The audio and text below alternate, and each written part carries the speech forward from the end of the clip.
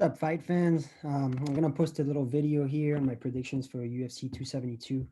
I'm gonna go over some of the lines on Bovada, which is the account I used to bet. I haven't made a video in a while. I've been watching UFC for a long, long time, and I just thought I'd dabble, making some predictions again, have some fun with it. I also want to make another video this week since right now, it's kind of hot. It's a hot topic. NFTs. I've been collecting some UFC Strike NFTs. I was able to very luckily get my hand on a gold out of a pack. So I'll be making another video about that a little bit later this week. But for now, let's jump in and let's go over some prediction. And then at the end, I'll post one of my little parlays that I'm gonna do.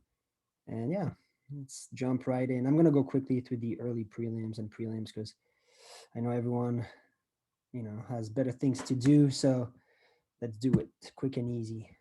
First fight of the night, kicking off the early prelims on a Fight Pass or ESPN Plus. Dustin Jacoby against Mikhail Oleksiejczuk. There's a lot of hard names to pronounce on this fight card.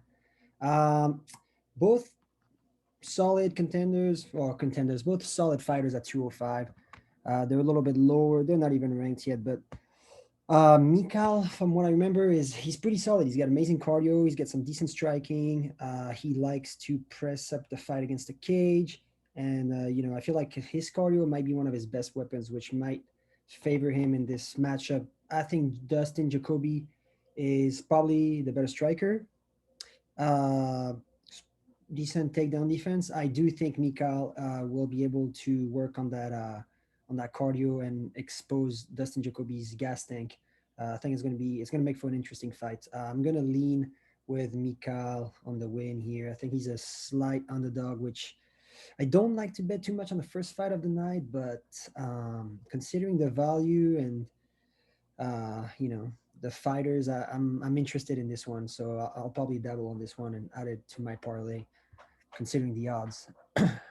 Second fight of the night. Let's move quickly here. Second fight of the night, Devonte Smith, Ludovic Klein. I don't know too much about these fighters. I know they're both coming off losses. That's what I know. I know Devonte Smith, has big knockout power, lots of finishes on his record, I believe. Yeah, 91% KO TKO rate. I'm not gonna go too much over this one. That's gonna be a skip for me. But I think Devonte Smith by knockout.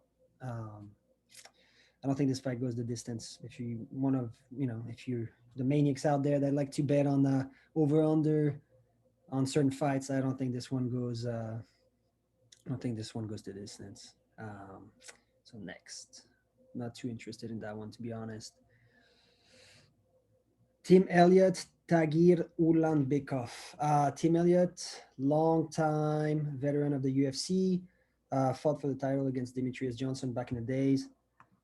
Solid fighter, solid striking, decent takedown defense, good grappling. Although I feel like at times his record is atrocious, but he's much better than his record indicates, at least it seems. One of these Russian fighters, extremely good grapplers slash wrestlers, good cardio. We all know what they're drilled to do. Uh, Solid wrestling, gonna come in, push the pace, probably try to force the fight against the cage, work him down.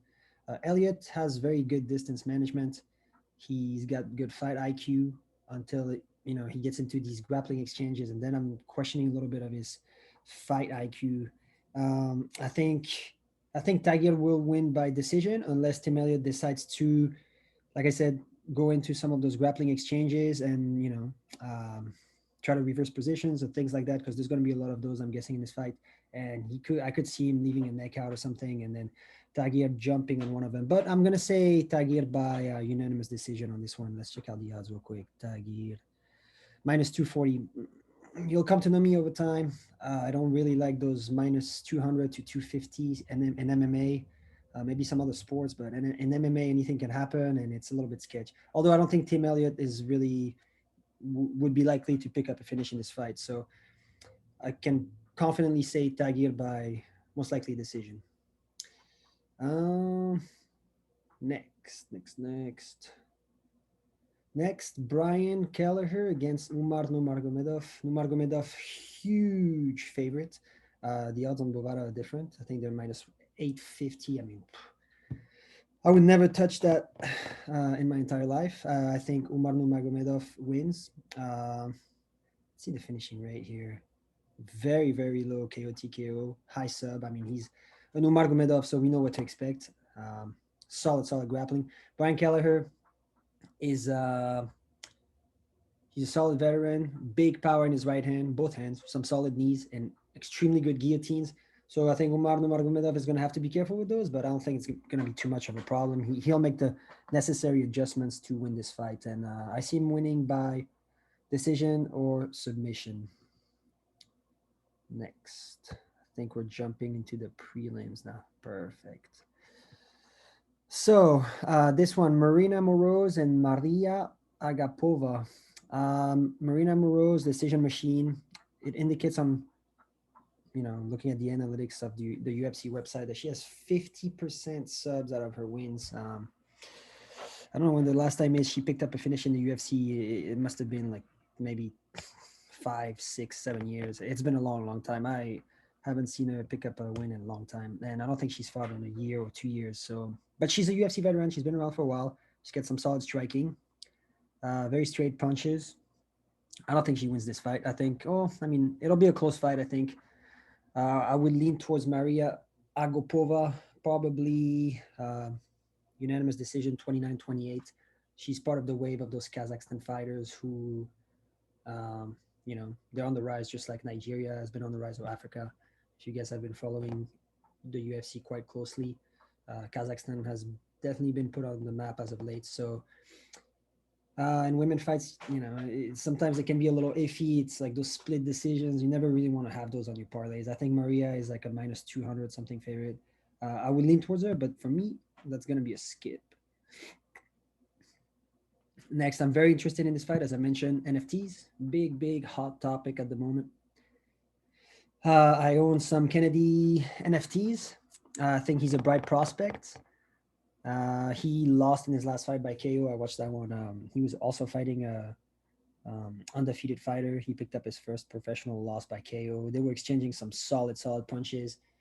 He caught a big elbow and then just it wasn't his night. So let's see how he rebounds. I think he's got a lot of potential. He's also from Nigeria. He's huge. He's 6'5", 205, 83 reach advantage as opposed to 78.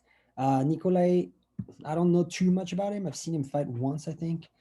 He's solid. He's got some power. He's got some solid striking, as you can see. Like, they're both powerful.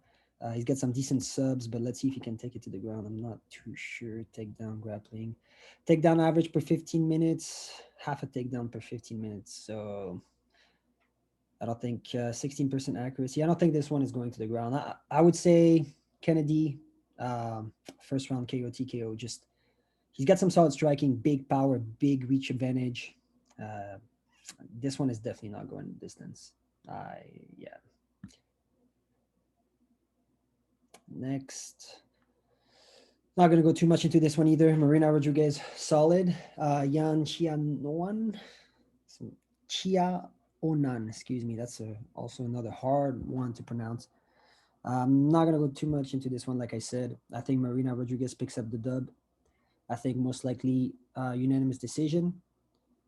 She just went 5 hard rounds against Mackenzie Dern. She out-edged her 4-1 or 3-2 on some judges' scorecard. I think she picks up this one by unanimous decision, maybe a finish. Let's check out the odds one more time. Marina Rodriguez minus 265. Yeah, that's to be expected. Almost a 3-1 favorite. I would lean towards her. Yeah, she picks up that one in my mind, but that's also going to be a pass because the value on minus 265 on a woman fight in MMA, I don't like that too much. Jalin Turner against Jamie Mullarkey. Jalin Turner 3-fight winning streak. Jamie Mullarkey 2-fight winning streak. I would not touch this one. That's going to be a bar burner if I had to guess. It's on the prelims. It's the prelims main event for a reason. It's to get the pay-per-view started or lead into the pay-per-view. So I think it's going to be an exciting fight. I don't think this one is going the distance either. I would favor Jalin Turner. He's been better on his wrestling. He's got some takedown defense, I should say. He's got solid submissions and solid striking. He's very, very lengthy, tall and lengthy for the division. Uh, yeah, I think Jalin Turner takes this one, and I don't think this one goes to decision, whether it's submission or knockout, but that would be a pass for me. Let's see. We're going into the main card now. Perfect. All right. So, heavyweight bout to kick off the pay-per-view. It's going to be an exciting one. Greg Hardy came off a devastating knockout loss to Tai Tuivasa. He was doing decent in the fight. I think he got a little overconfident and he started underestimating Tuivasa, tried to jump into an exchange and capitalize on hurting him, and he got clipped by some big overhand right and then left hook, I think it was, and got put to sleep. Silly. So I think he'll be a lot more. Obviously, this is a much different matchup. I think he'll be more patient in this fight, and he's going to have to work his takedown defense against Sergey Spivak, who's I don't think Sergey Spivak is a good wrestler. I think he's going to have to try to push the fight against the fence, against the cage, which obviously Hardy has to try and avoid. I don't think Spivak is really someone that's going to shoot out of the open unless Hardy is exhausted. He's going to have to try to work his way in, and I think Hardy will be able to defend the takedowns early on, and he's got some big power, and I think that's going to be a problem for Spivak if he eats some of those punches. I saw him wilt a little bit. I don't want to say easily because obviously, like heavyweight fighters have carry huge power, but as opposed to some other fighters taking damage, I've seen him react to taking damage, and you can tell he really doesn't like it. Wilted under the pressure. I don't remember what fight it was, but I think Hardy's able to defend the takedowns, knock him out first round. Slight reach advantage. Yeah, I'm gonna go Hardy on this one. Next, Kevin Holland, Alex Oliveira. Holland almost a 3-1 favorite. Holland is really good. He's lost to some solid competitors at 185. He's making the move to 170 welterweight. Alex Oliveira, grizzled vet, been around forever. I think at this point he's just fighting for a paycheck. I don't need to be disrespectful by any means, but I'm questioning his gas tank a little bit. Questioning his grappling a little bit. He's good, but as of late, I don't know. He's been getting outworked. He's been getting people have been pushing his cardio, and his cardio has not been working towards his advantage as of late. So I think Kevin Holland is the better striker. I think the ground game could be interesting if it goes to the ground, but he's scrappy on the ground. He's got some solid submission attempts from his back. I don't think Oliveira will be able to take him down. Um, you know, Sometimes Holland has a little bit of a tendency to be too comfortable on his back, talk shit, and meanwhile he's losing the fight, and that's one thing. Obviously he's a fan friendly fighter. He's an amazing striker. He's very exciting, but his ability or inability to understand when he truly needs to get up and try to,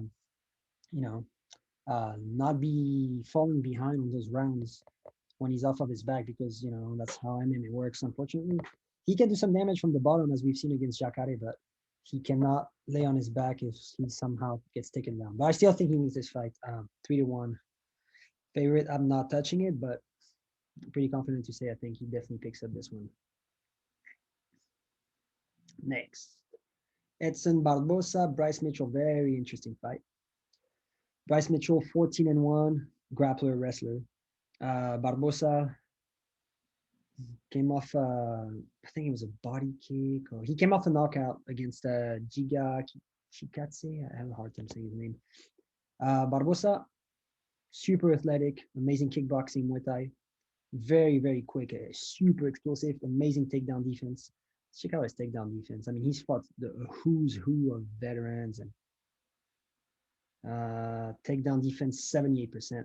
I don't think Bryce Mitchell is going to be able to take him down, to be quite honest. I've seen who he's fought. He's he's been impressive as far as who the UFC has put in front of him, but this is a solid test for him. Barboza, let's check out his record actually. Barboza. Yeah, Barbosa has been put in these situations in the past where he has to be fighting these young, hungry up-and-comers, undefeated fighters and whatnot. And I think for the most part, he's been able to come out on top of those fights. I mean, he fought Khabib, Kevin Lee. He, looking at these wrestlers here, Khabib and Kevin Lee, much bigger, huge, explosive. Gaethje punch. I mean, he's also on the downside, downfall of his career, but he's still, I would not underestimate him. I think at this point in time, he'll be able to defend the takedowns. He's also fighting out of a much better gym. I am questioning Bryce Mitchell's training partners. I don't really know where he trains at. I saw an embedded. He trains out of one of his barns. So I don't know his training partners and his coaching staff, but Barboza fighting out of Ray Longo, Long Island, I believe. So he's got some solid training partners, some good minds of MMA backing him up. So I'm going to say Barboza here. Interesting fight, though. Rafael Dos Anjos Fiziev. Fiziev will not be fighting due to COVID. Moicano coming in on short notice. I think it's taking place at 165 catch weight.